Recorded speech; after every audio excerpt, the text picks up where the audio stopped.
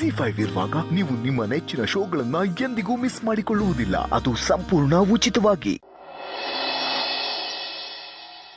Giri, a relationship between a husband and wife should be like fish and water.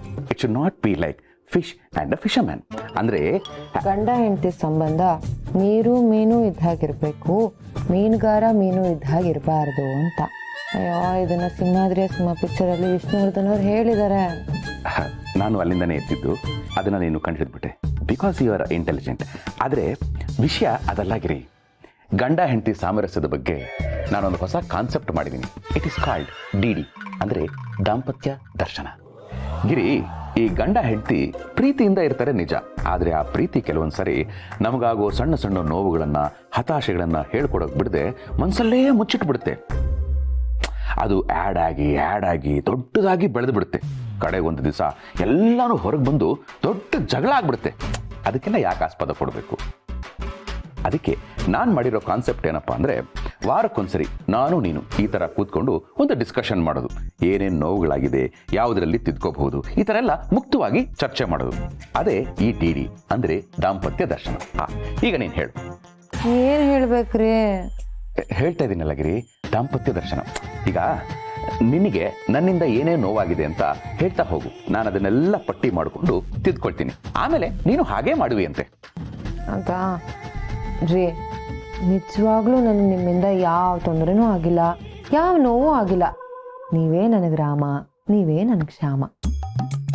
ಏನು ಇವಳು ಏನು problem ಇಲ್ಲ ಅಂತ ಹೇಳ್ತಾ ಇದ್ದಾಳೆ, ಮತ್ತೆ ನನ್ನನ್ನು ಸಾಯಿಸ್ಬೇಕು ಅಂತ ಯಾಕೆ ಪ್ಲಾನ್ ಮಾಡಿದ್ದಾಳೆ?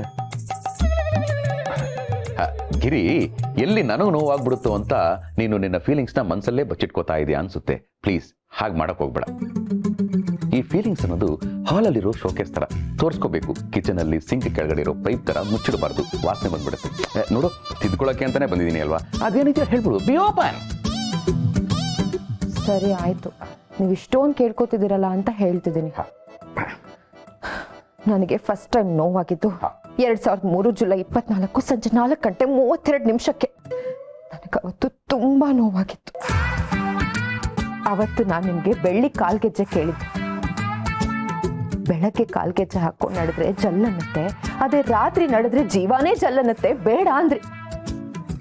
ಆಗ ನನಗೆ ಎಷ್ಟು ನೋವಾಗಿತ್ತು ಗೊತ್ತೇನ್ರಿ?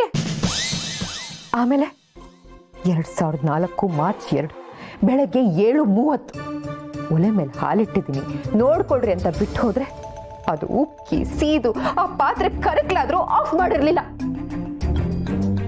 ಆ ಪಾತ್ರೆ ನಂಗೆ ತವ್ರ ಮನೆಯಿಂದ ಬಂದಿದ್ದು ಉಡುಗೊರೆ, ಹಾಳಾಗೋಯ್ತು. ಆಗ ನನಗೆ ಎಷ್ಟು ನೋವಾಯ್ತು ಗೊತ್ತಾ?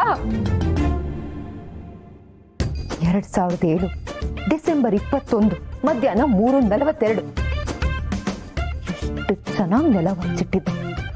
ಅದನ್ನ ಕಣ್ಣಾರೆ ನೋಡಿದ್ರು ಒಣಗೋವರೆಗೂ ಕಾಯ್ದೆ ಅದನ್ನೇ ತುಳ್ಕೊಂಡು ಹೋದ್ರಲ್ಲ, ಆಗ ನನಗೆ ಎಷ್ಟು ಬೇಜಾರಾಯ್ತು ಗೊತ್ತಾ?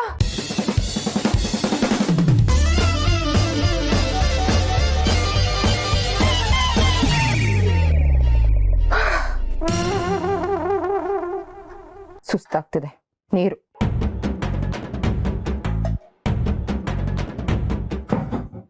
ನಿಮಗಲ್ಲ, ನನಗೆ ಕೊಡಿ.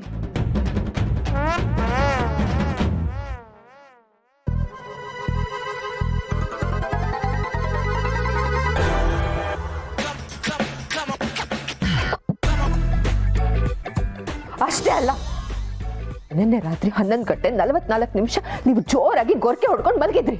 ನಾನು ಹೇಳಿದ್ರೆ ನೀವು ನಂಬಲ್ಲ ಅಂತ ಫೋನಲ್ಲಿ ರೆಕಾರ್ಡ್ ಮಾಡ್ಕೊಂಡ್ ಬಂದು ನಿಮಗ್ ತೋರ್ಸಿದ್ರೆ ಗ್ರಾಫಿಕ್ ಮಾಡಿದ್ಯಾ ಅಂತ ನನ್ ಮೇಲೆ ಆರೋಪ ಹೊರಿಸಿದ್ರಿ ಅಲ್ಲ. ನನಗೆ ಎಷ್ಟು ನೋವಾಯ್ತು ಗೊತ್ತಾ ರೀ? 2003 ತಾಳ್ಮೆ 2023 ಇದೆ. ಆದ್ರೆ ಬಂಡೆಗಳು ಸಿಡ್ದು ಹೋಗುತ್ತೆ ಅನ್ನೋ ಉದಾಹರಣೆಗಳು ಗೊತ್ತಿದೆ ಅಲ್ವಾ? ಕೇಳಿದಿರ ಅಲ್ವಾ? ತೊಳಿ ಅಲ್ಲಿಡಿ.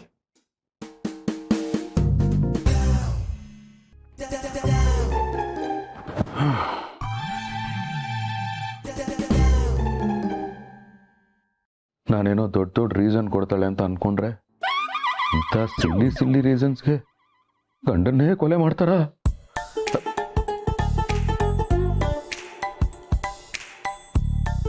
ಬೇಡ ಇವಳು ನೋವಿನ ಲಿಸ್ಟಲ್ಲಿ ಮಲಗಿದ್ದವಳನ್ನ ಎಬ್ಸಿದ್ದೀರಿ ಅಂತ ಆ್ಯಡ್ ಮಾಡ್ಕೊಂಡ್ಬಿಟ್ರೆ ನನ್ನನ್ನು ಪರ್ಮನೆಂಟಾಗಿ ಮಲಗಿಸ್ಬಿಡ್ತಾಳೆ. ಆ ರಿಸ್ಕೇ ಬೇಡ. ಭಗವಂತ ಭಗವಂತ.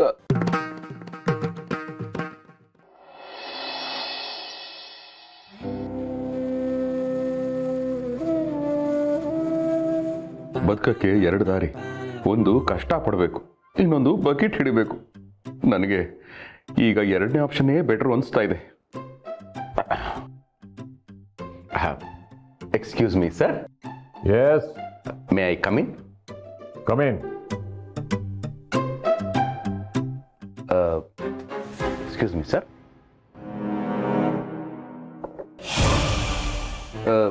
ಸರ್ ನೀವು ಯಾರು ಅಂತ ಗೊತ್ತಾಗ್ಲಿಲ್ಲ. ಏನ್ ಮಾತಾಡ್ತಾ ಇದೀಯ ನೀನು? ನೋಡಿ ಸರ್, ಇದು ನಮ್ಮ ಡೀಲಿಂಗ್ ರಾಜ್ ಸರ್ ಕ್ಯಾಬಿನ್ನು. ನೀವು ಅವ್ರ ಸೀಟಲ್ಲಿ ಕೂತಿದ್ದೀರಾ. ನೀವೇ ಹೊರಗಡೆ ಹೋಗ್ತೀರಾ, ಇಲ್ಲ ನಾನು ಸೆಕ್ಯೂರಿಟಿಗೆ ಹೋಗ್ಲಾ? ನಾನೇ ಕಡೆ ಡೀಲಿಂಗ್ ರಾಜು. ನೋಡಿ ಸರ್, ದಯವಿಟ್ಟು ಸುಳ್ಳು ಹೇಳ್ಬಿಡಿ ಸರ್. ನೀವು ಅವ್ರ ಚಿಕ್ಕಮ್ಮನ ತರ ಕಾಣಿಸ್ತಾ ಇದ್ದೀರಾ. ಹಬ್ಬ ಅಂದ್ರೆ ಅವ್ರಿಗಿಂತ ಒಂದು 30 ವರ್ಷ ಕಮ್ಮಿ ಇರಬಹುದು ನಿಮಗೆ. I am looking like 30 years younger. Of course. So nice of you, you international idiot. Sir, same ಬೈಗಳ. ಹಾಗಾದ್ರೆ ನೀವೇನಾ ಸರ್ ನಿಜವಾದ ಡೀಲಿಂಗ್ ರಾಜ್ ಅವರು? ಹೌದಯ್ಯ, ನಾನೇ dealing Raju. I can't believe it. Sir, can I touch you please? Sir, ಇದು ಕೈಯಲ್ಲ sir, ಮತ್ತೆ ಮುಷ್ಟಿ. ವೆರಿ ವೆರಿ ಗಟ್ಟಿ. ತಿನ್ನೋದು ರೊಟ್ಟಿನ ಸರ್. ಸರ್, ಏನ್ ಸರ್ ನಿಮ್ಮ ಫಿಟ್ನೆಸ್ ಸೀಕ್ರೆಟು? ಹಿಟ್ ವರ್ಕೌಟ ಇಲ್ಲ ಕಾರ್ಡಿಯೋನ sir? Sir, you are a motivation sir, motivation. ಅಯ್ಯೋ, ನನಗೆ ಗೊತ್ತೇ ಇರಲಿಲ್ಲ ಕಣಯ್ಯ, ನಾನು ಅಷ್ಟೊಂದು ಚೆನ್ನಾಗಿ ಕಾಣ್ತೀನ. Of course sir, of course sir. ಒಟ್ಟಿನಲ್ಲಿ ನೀವು ಖುಷಿಯಾಗಿರ್ಬೇಕು ಸರ್. ನಿಮ್ಗೆ ಖುಷಿ ಆಯ್ತಾ ಸರ್? ಬಹಳ ಸಂತೋಷ ಆಯ್ತು ಸರ್. ಆಕ್ಚುಲಿ ನಿಮ್ಮ ಹತ್ರ ಏನೋ ಕೇಳಬೇಕು ಅಂತ ಬಂದೆ, ಬಟ್ ನಿಮ್ಮ ಈ ಬ್ಯೂಟಿನ ನೋಡಿ ಏನ್ ಹೇಳ್ಬೇಕು ಅಂತ ಮರ್ತೋಯ್ತು. ಈಗ ನೆನಪಾಯ್ತು, ಕೇಳಲ್ಲ ಸರ್? ದಯವಿಟ್ಟು ಕೇಳಿ ಸರ್.